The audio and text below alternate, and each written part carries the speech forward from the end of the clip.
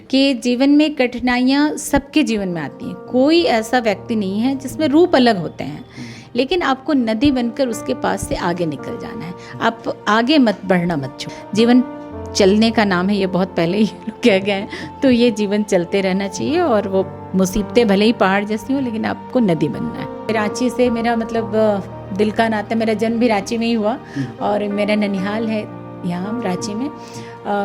जैसे सबके गर्मी छुट्टियों की यादें ननिहाल से जुड़ी होती हैं, ऐसे ही मैं भी हर गर्मी छुट्टी में आया करती थी और मेरी पढ़ाई की शुरुआत भी यहीं से हुई, ननिहाल से ही हुई। मैंने अपना पहला नॉवेल 18 वर्ष की उम्र में लिखा था।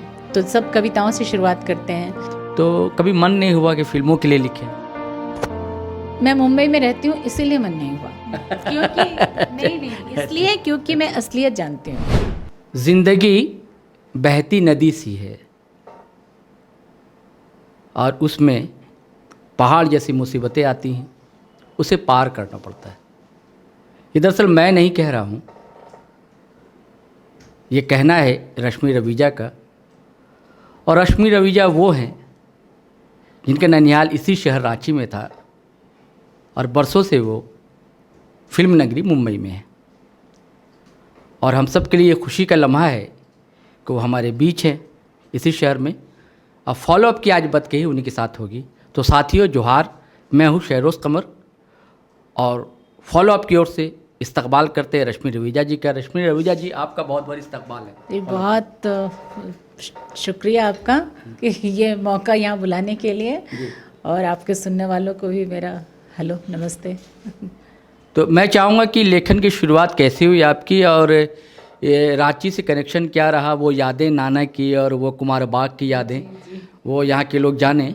और हमेशा कहा यह जाता है कि कोई भी रचनाकार होता है वो कविता से शुरुआत करता है, और ये जानकर बड़ा हैरत होगी सभी लोगों को कि आपने कविताएं नहीं, अब पहला उपन्यास आपका आया और उस उपन्यास को महाराष्ट्र साहित्य अकादमी का पहला अवार्ड भी मिला। जी, उसका प्रथम पुरस्कार। जी, तो ये आप पूरी कहानी जी शुक्रिया। और आपने तो बहुत सारे सवाल एक साथ कर दिए, मैं कोशिश करूँगी एक एक करके दूँ रिप्लाई। और क्या है, बचपन से शुरुआत करती हूँ। ये रांची से मेरा मतलब दिल का नाता, मेरा जन्म भी रांची में ही हुआ और मेरा ननिहाल है यहाँ रांची में।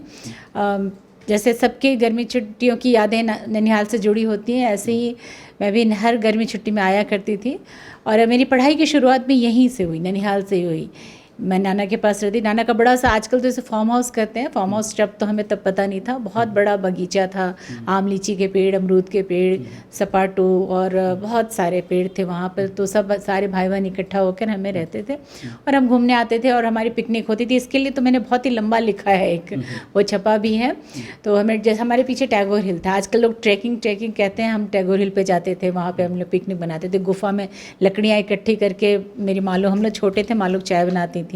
तो बड़ी प्यारी यादें हैं। इसलिए मतलब जैसे ही हमने सुना कि हमारे एक फैमिली फंक्शन है, तो उसमें बस रांची आने का बहाना चाहिए था हमें।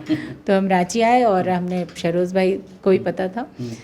और लिखने की शुरुआत जैसा है कि मेरे घर में थोड़ा पढ़ने लिखने का माहौल था और मेरे मम्मी पापा दोनों को मैगज़ीन्स पढ़ने का बड़ा शौक़ था। तो हमारे लिए भी वो धर्मयुग, साप्ताहिक हिंदुस्तान, वीकली, इतनी सारी पत्रिकाएं घर में आती थी। और बचपन से हमारे लिए चंदा मामा, नंदन, पराग वगैरह आते थे। मेरे ख्याल से हमारी पीढ़ी के सब सारे पढ़ने लिखने वालों ने चंदा मामा और ये नंदन पराग तो पढ़ा ही है। वहाँ से पढ़ते पढ़ते हम धर्मयुग में भी, मतलब मैं उस समय कहानियाँ समझ में नहीं आती थी, लेकिन पढ़ने का इतना शौक़ था कि मैं धर्मयुग की कहानियाँ पढ़ लेती थी। आज समझ में आती थी कि वो लिखने का अर्थ क्या है। लेकिन शिवानी की, सूर्यबाला जी की बहुत सारी कहानियाँ धर्मयुग में हमने पढ़ी। आपका बंटी का मुझे स्कूल में एक अभी जी मन्नू भंडारी जी, अभी उन्हें विनम्र श्रद्धांजलि, अभी भी उनका इंतकाल हुआ है। तो उनकी आपका बंटी के कुछ अंश मुझे धर्मयुग के मिले थे स्कूल के। वो मुझे उतना मतलब इतना अच्छा लगा था, कहे कि साहित्य से एक रिश्ता स्थापित हुआ उससे। मैंने 6th-7th में स्कूल की लाइब्रेरी में हमें धर्मयुग के कुछ पुराने अंक मिले, उसमें हमने वो पढ़ा था, अंश पढ़े थे। फिर धीरे धीरे पढ़ने लगी, किताबें लाइब्रेरी से पढ़ने लगी। फिर जहाँ से भी किताबें मिल जाएं। मुझे याद है, हमें पता नहीं, शहरोज़ भाई को भी पता होगा कि हमें बड़ों के सामने मतलब रेस्पेक्ट के लिए, आदर के लिए हम ज़्यादा किताबें उनके सामने नॉवेल नहीं पढ़ते थे। तो मुझे याद है मैंने तकिए के नीचे छुपाया। जी जी जी। लेकिन मैंने ये है अच्छी किताबों से शुरुआत की, इसलिए मैंने गुलशन नंदा, ये लोग भी अच्छा लिखते हैं लेकिन वो सब मैंने नहीं पढ़ा, क्योंकि हमारी शुरुआत ही शरद चंद्र इन लोगों से हुई। तो मैंने शिवानी जी, शिवानी, मालती जोशी, सूर्य बालाजी, मतलब सबको पढ़ा है हमने। तो हमने देवदास छुप छुप के पढ़ा था। 6th स्टैंडर्ड की एक ये मज़ेदार मतलब रोचक बात है कि मैंने उसको पढ़ा, छुप छुप के पढ़ लिया। मेरी माँ ने जब पूरा पढ़ लिया तो कहा कि इसे तुम भी पढ़ लो, पढ़ सकती हो। अब मुझे दोबारा वो किताब माँ के सामने पढ़नी पड़ी दिखाने के लिए। तो फिर लिखने की शुरुआत ऐसे हुई कि लड़कियों का कहते हैं कि क्रिकेट से वास्ता नहीं है, लेकिन मुझे क्रिकेट का बड़ा शौक़ था। मेरे पापा कमेंट्री सुनते थे तो हमें, और धर्मियों का क्रिकेट विशेषांक तो उससे मैं हॉट केक की तरह बिकता था, तो हम वो पढ़ते थे क्रिकेट विशेषांक। एक बार लिखा था, एक क्रिकेट सम्राट एक पत्रिका शायद अभी भी आती हो, हाँ, तो उस वक्त तो आती ही थी। उसमें एक उसके संपादकीय में लिखा था कि लड़कियों का कुछ क्रिकेट समझ में आती, ये सिर्फ क्रिकेट खिलाड़ियों के पीछे भागती हैं।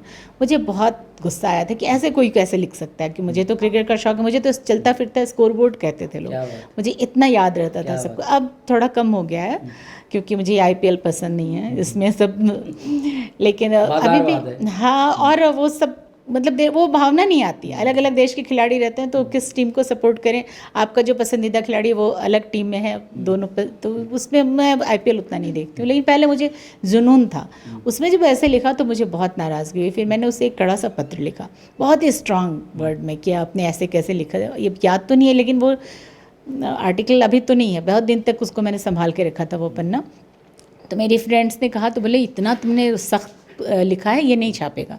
तो फिर मैंने एक ऐसे थोड़ा मजाकिया करके लिखा, और एक बड़ा फॉर्मल सा लिखा कि आपने ऐसा क्यों लिखा है। मैंने तो लगता है मेरी लिखने की शुरुआत उसी से हुई कि मैंने एक ही सेम मजमून, एक ही मजमून के 3 पत्र लिखे।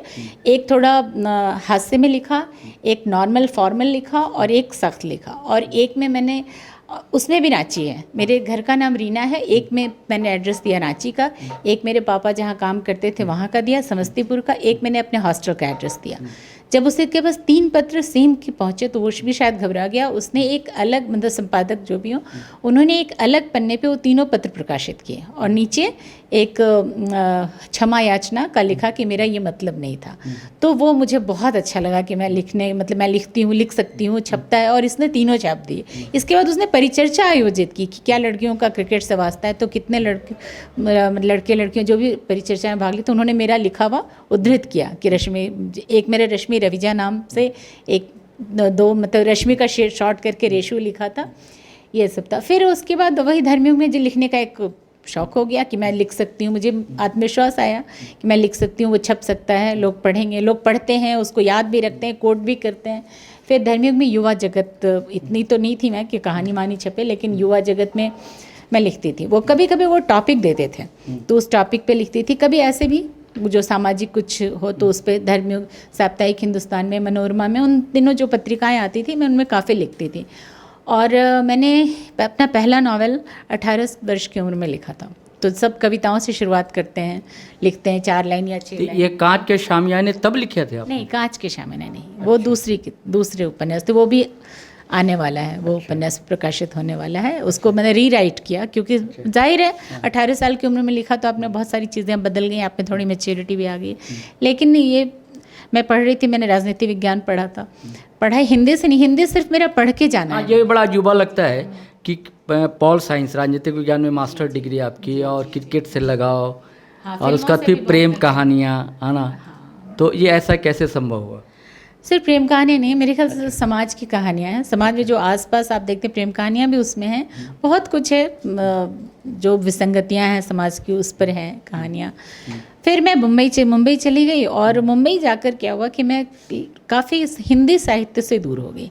एक तो पत्रिकाएं बंद हो गई, धर्मयुग, साप्ताहिक बंद हो गए, और बॉम्बे में जो रहते हैं, मुंबई में, वे लोग जानते हैं कि वहाँ हिंदी ज़्यादा प्रचलित नहीं है। आपको हिंदी की पत्रिकाएँ नहीं मिलती, हिंदी के अखबार नहीं मिलते हैं। तो आप अगर किसी, मुझे याद है मैंने वनिता मांगा तो उसने मलयालम का वनिता दे दिया, गुजराती का वनिता दे दिया। मराठी, गुजराती, मलयालम की पत्रिकाएं मिलती, हिंदी पत्रिकाएं नहीं मिलती हैं। तो मेरा हिंदी से ऐसे मैं कट सी गई थी। लेकिन ये है कि शायद पढ़ने का शौक़ बरकरार था, तो मैं अंग्रेज़ी की किताबें पढ़ती थी। वहाँ पे लाइब्रेरी ये है, आजकल तो डिजिटल युग में पढ़ने की सबका कम हो गया है पढ़ने की रुचि, लेकिन हमारी कॉलोनी में 3 लाइब्रेरी थी और मैं अंग्रेज़ी की किताबें लाकर पढ़ती थी। तो शायद इसलिए मेरा नाता बना हुआ था पढ़ाई लिखाई से, बिल्कुल लिखती नहीं थी। एक बात और मैं कहना चाहूँगा आपसे भी और व्यूअर से भी कि वो ब्लॉग ने कितना भूमिका निभाई इसमें, क्योंकि सोशल मंचों ने बहुत बड़ा साथ दिया ऐसे रचनाकारों का कि जिन्हें डर लगता था कि वो पत्र पत्रिकाओं में भेजते नहीं थे, उन्हें डर लगता था उनकी रचनाएं सामने आएंगी या नहीं आएंगी। तब ये ब्लॉग ने एक अच्छा मंच दिया। और आपका भी 2 ब्लॉग था, एक मन का पाखी और क्या सबकी बातें ऐसे, हाँ अपनी उनकी सबकी बातें, 2 ब्लॉग थे। और मुझे लगता है कि हम जैसे ढेरों लोगों ने आपको तभी जाना और आपकी रचनाओं से रूबरू हुए, तो उसका क्या रोल रहा आपके लेखन में? लेखन का मेरी दूसरी पारी की शुरुआत ही हुई, मेरे नाम को रश्मि रवीजा पुनर्जन्म मेरे ब्लॉग ने दिया। और मेरी दूसरी पारी की शुरुआत तो जब डिजिटल युग में हिंदी में लेखन मतलब हिंदी में आप जब टाइप कर सकते हैं लिखना, तो मैंने फिर एक ब्लॉग बनाया।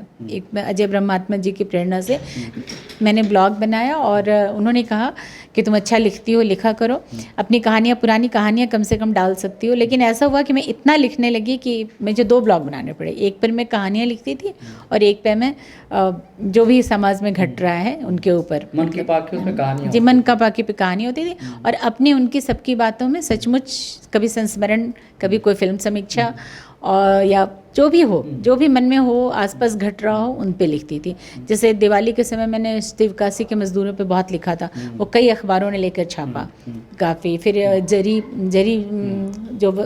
जरी बॉर्डर का जो काम करते हैं, जो छोटे छोटे बच्चे, उसके ऊपर बाल मजदूरी पे लिखा था, वो भी काफ़ी। तो ऐसे ग्रेजुअली मेरा लिखने की शुरुआत हुई, अखबारों ने छापना शुरू किया। फिर मैंने एक कहानी लिखी, किस्तों में कहानी लिखी, कांच के शामियाने, वो काफ़ी पसंद आया लोगों को। फिर वो पब्लिश हुआ, छपा, तो पाठकों ने उसे बहुत अभी तक प्यार बरसा रहे हैं। अभी तक उसकी समीक्षाएं लोग लिखते हैं, उसकी के साथ अपनी फ़ोटो लगाते हैं। और कभी अब मैं अचानक एक बार इंस्टाग्राम पे मुझे किसी ने टैग किया, मैं देख रही हूँ एक कोई लड़की है, उसने कांच के शामियाने पढ़ के उसका उदाहरण थोड़ा सा बोला हुआ है और डाली, और वो कुछ नहीं जानती थी किसी। ये बहुत बड़ा अवार्ड होता है जी, पाठक ही मतलब उनके लिए हम लिखते हैं और उसी से संतुष्टि मिलती है। फिर महाराष्ट्र साहित्य अकेडमी का इससे प्रथम पुरस्कार भी मिला। फिर मैं लिखती कहानियाँ। फिर एक बंद दरवाजों का शहर है कहानी संग्रह, वो कहानी उसमें अलग नया संग्रह आपका? जी, वो नया तो नहीं है, 2 साल हो गए। अच्छा, वो आ गया है? जी, बंद दरवाजों का शहर तो 2 साल हो गए। एक कथा संग्रह आपका 2 है?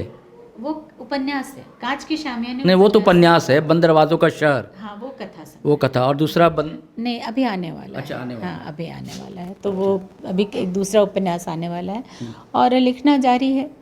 नहीं, लिखती क्यों है आप दरअसल? क्या वजह होती है? क्या चीज़ है जो मतलब प्रेरित करती है या बेचैन करती है कि ऐसा लगता है कि नहीं, मैं नहीं लिख पाऊँगी तो बहुत मुश्किल होगी? मुझे लगता है कि जो समाज में जो विसंगतियाँ हैं, जो मतलब कमियाँ हैं या फिर जो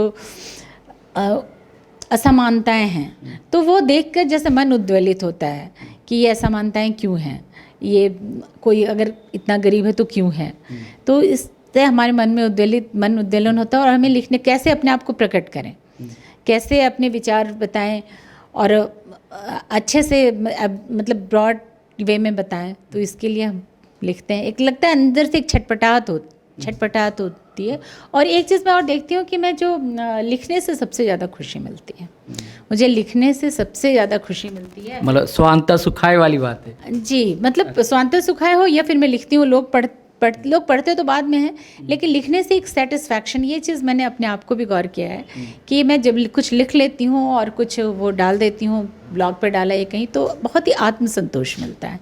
तो शायद ये एक मेरी आदत भी है लिखने की। ये मुंबई में रहती हैं और अजय जी से भेंट है, और लोगों से मिलना जुलना आपका रहा है, तो कभी मन नहीं हुआ कि फिल्मों के लिए लिखें? मैं मुंबई में रहती हूँ इसीलिए मन नहीं हुआ, क्योंकि नहीं इसलिए क्योंकि मैं असलियत जानती हूँ। अच्छा। जो दूर के ढोल सुहावने लगते हैं ना, लोग अच्छा। कहते हैं कि दूर जो लोग बैठे होते हैं वो सोचते हैं मुंबई जाना चाहिए। अच्छा। लेकिन इतना स्ट्रगल है मुंबई में और इतना मुश्किल है, इतने सारे लोग हैं वहाँ पे और बहुत वो जान पहचान है, इतनी राजनीति है, पॉलिटिक्स है। मैं बहुत करीब से जानती हूँ। वहाँ पर मेरे काफ़ी अजय ब्रह्मात्मा जी तो फिल्म समीक्षक हैं ही, फिल्मों में काम करने वाले, सीरियल में काम करने वाले, लिखने वाले बहुत ही ज़्यादा। कई लोग राजकुमार सिंह हैं, अविनाश हैं, दुष्यंत हैं, पथिक हैं, मतलब ढेरों लोग अपने हैं। तो एक तो है कि उमा शंकर सिंह हैं। जी जी, एक तो है कि शायद मेरी कभी रुचि नहीं थी। मेरे साहित्य में रुचि है, मेरी कहानियाँ लिखने में रुचि है। तो मैं जैसे बिग एफएम पे, लेकिन मेरी कहानियाँ आई हैं नीलेश मिश्रा ने, तो 92.7 बिग एफएम पे नीलेश मिश्रा कहानियाँ पढ़ते हैं, तो वो उन्होंने मांगा था, तो उन्हें मैंने दी थी कहानियाँ। वो प्रसारित होती हैं, फिर आकाशवाणी से भी प्रसारित होती हैं, विविध भारती से भी प्रसारित। तो मैं शायद मुझे फिल्मों का में लिखने का, और जिस तरह का कहना नहीं चाहिए, अच्छी फिल्में भी आती हैं, लेकिन मेरा वो लेखन नहीं है, वो क्षेत्र नहीं है, सीरियल से। ये लेखन में सबसे ज़्यादा आपको प्रभावित किसने किया होगा, किस लेखक ने, तब के और अब के दोनों? पहले तो मैं वही शिवानी, सूर्यबाला, धर्मवीर भारती, इन लोगों का नाम लूँगी, और इन लोगों को ही पढ़ के हमने सीखा है। और आज भी मुझे बहुत खुशी होती है कि आज भी ये इतनी ही सक्रिय हैं। तो मैं भी मतलब अपने लिए भी दुआ करती हूँ सबको कि ये हम लिखते रहें, हम सक्रिय रहें, और कभी भी हमारा लेखन ना छूटे। और समकालीनों का तो मैं नाम नहीं लूँगी, किसी का लिया, किसी का छूट गया। नहीं, उस दौर के जसोदय प्रकाश, संजीव, इस दौर में प्रियमवद हैं, इन सब के दौर के किसको पढ़ा आपने? आज हैं बहुत सारी लेखिकाएँ हैं। अच्छा। जो मैं पढ़ती रहती हूँ समकालीनों को भी। अच्छा अच्छा। तो मैं 2-3 चीज़ और पूछना चाहूँगा आपसे रश्मि, कि आपकी जो भाषा होती है बड़ी सहज होती है, और बहुत ही छोटे छोटे वाक्य होते हैं, और किरदार भी बिल्कुल सामान्य से होते हैं, साधारण होते हैं, और उनके अंदर की जो असाधारणता है उस पर आपका फोकस होता है। तो ये भाषा मुंबई में रहकर रांची की एक लड़की फिर मुंबई जाती है, वहाँ का माहौल मिलता है, तो उसकी ज़मीन तो दरअसल रांची ही है, लेकिन ये भाषा का ये मिश्रण, मुझे लगता है कि आपकी भाषा हिंदी नहीं है, मुझे लगता है आपकी भाषा हिंदुस्तानी है। तो ये ऐसा क्यों है, कहाँ से लाती है ये भाषा?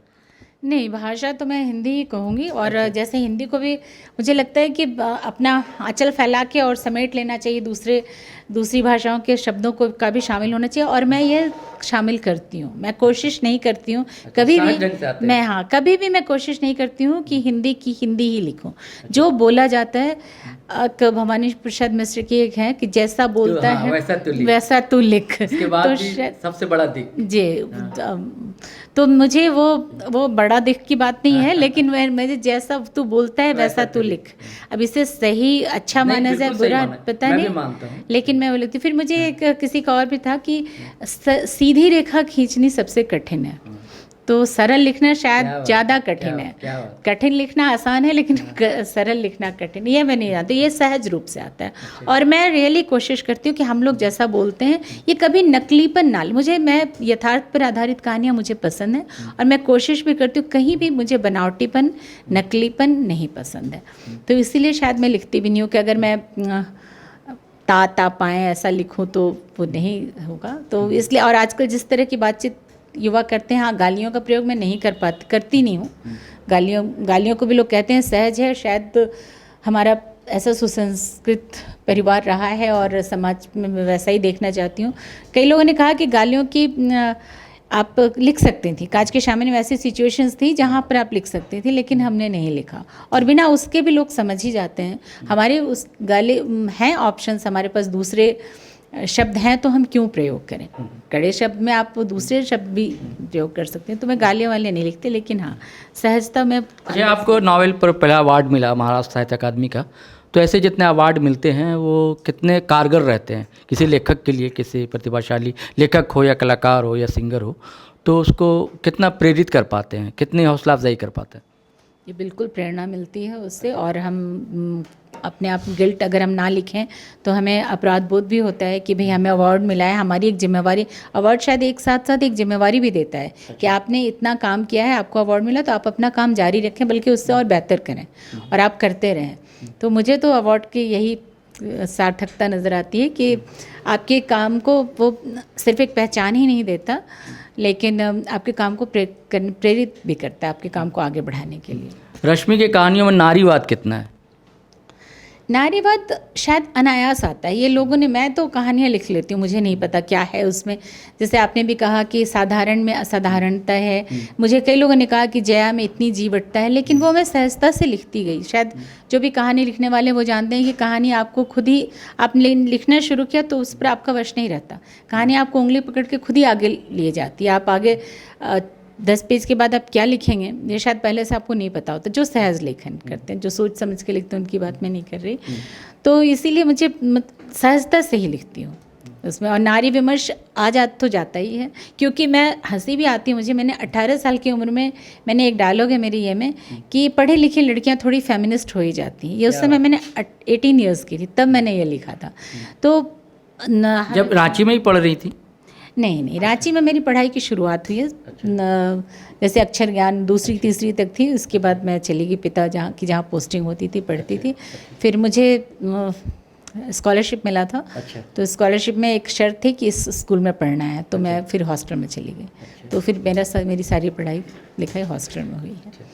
तो नारी विमर्श अनायास ही आता है। और जो भी मुझे लगता है, जो भी अपने अधिकारों के प्रति सजग हैं, उनके लेखन में नारी विमर्श आएगा। आप नारी विमर्श का नाम इसे दे दें, वो अलग चीज़ है, लेकिन नारी के अधिकार उन्हें क्या मिलना चाहिए, तो ये तो अनायास ही। नहीं, क्या नहीं लगता कि पहले से ज़्यादा आज़ादी है नारी को, या नारियाँ मुखर हो रही हैं, मुखर होकर अपने हक़ के लिए लड़ाई लड़ रही हैं, बोल रही हैं? पहले तो बोल भी नहीं पाती थी।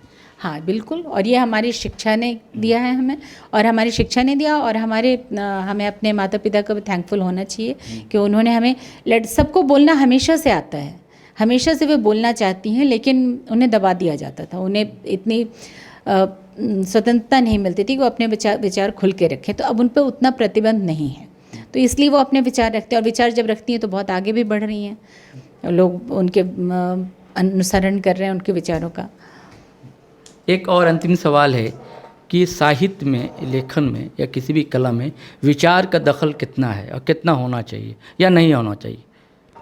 नहीं, विचार का दखल तो होना ही चाहिए। क्योंकि विचार आपके व्यक्तित्व को परिलक्षित करता है। आपके अंदर जो है, आपके अंदर विचार नहीं है तो फिर आप क्या लिखेंगे? आप सिर्फ कोई आप वर्णन की घटना का वर्णन तो आप नहीं करते हैं ना, तो आपके अंदर जो विचार है वो आपके लेखन में आ ही जाता है, और आना भी चाहिए। विचार को दबाना भी नहीं चाहिए। आपकी जो सोच है चाहिए कि सहज ढंग से आना चाहिए, सहज ढंग से आना चाहिए, ये मेरा मानना है। जानबूझकर कोशिश तो नहीं करनी चाहिए, क्योंकि मुझे सहज लेखन पसंद भी है, मुझे पढ़ने में भी सहज लेखन ही पसंद आता है, और मैं लिखती भी सहज ही हूँ। तो सहजता से आना चाहिए, अनायास आना चाहिए, और आपके अंदर जो है वही आना चाहिए। ये नहीं कि आप कुछ सोचते हैं लेकिन आपको ये लिखना चाहिए तो इसलिए आप लिख रहे हैं। तो मेरा तो ये मानना है कि अंतिम हमारे व्यूअर के लिए कुछ कहना चाहें, कोई कविता, कुछ शेर या कुछ अपनी बातें अच्छी हमारे व्यूअर के लिए। ये तो इतना मतलब इम्प्रॉम्प्ट था, मुझे कुछ पता नहीं था। मैं एक शादी में आई हुई हूँ और वहाँ से मैं यहाँ आ गई। हाँ, और मैंने शहरोज जैसे इन्होंने, आपने जो पहली लाइन पढ़ी थी वो लाइन मुझे भी अपने उपन्यास की पसंद है कि जीवन में कठिनाइयाँ सबके जीवन में आती हैं, कोई ऐसा व्यक्ति नहीं है जिसमें रूप अलग होते हैं। कठिनाइयाँ सबके पहाड़ से किसी के टीले जैसे होंगे, छोटे पर्वत जैसे होंगे, लेकिन कठिनाइयाँ सबके जीवन में आती हैं। तो मैं आपको एक नदी बनकर आप उसको, वो वहीं रहेंगी। कई बार ऐसा होता है कि वो आप उसे सॉल्व नहीं कर पाते हैं, लेकिन आपको नदी बनकर उसके पास से आगे निकल जाना है। आप आगे मत बढ़ना मत छोड़ो, मेरा यही कहना है कि आप उनमें उलझ कर नहीं रह जाइए कि अब ये, या फिर दुख में ही रह जाओ कि हाँ मेरे जीवन में इतना दुख है। जीवन चलने का नाम है, ये बहुत पहले ही लोग कह गए हैं। तो ये जीवन चलते रहना चाहिए, और वो मुसीबतें भले ही पहाड़ जैसी हो, लेकिन आपको नदी बनना है। तो साथियों, बहुत बहुत शुक्रिया आपका और रश्मि रवीजा जी का, और मैं शेरोज कमर, और साथ में थे सन्नी शरद के साथ बातकही का विराम लेता हूँ। विवेकानंद विद्या मंदिर स्कूल एक CBSE affiliated English medium coed school है। हम शिक्षा के साथ संस्कार देते हैं। thefollowup.in, like, share and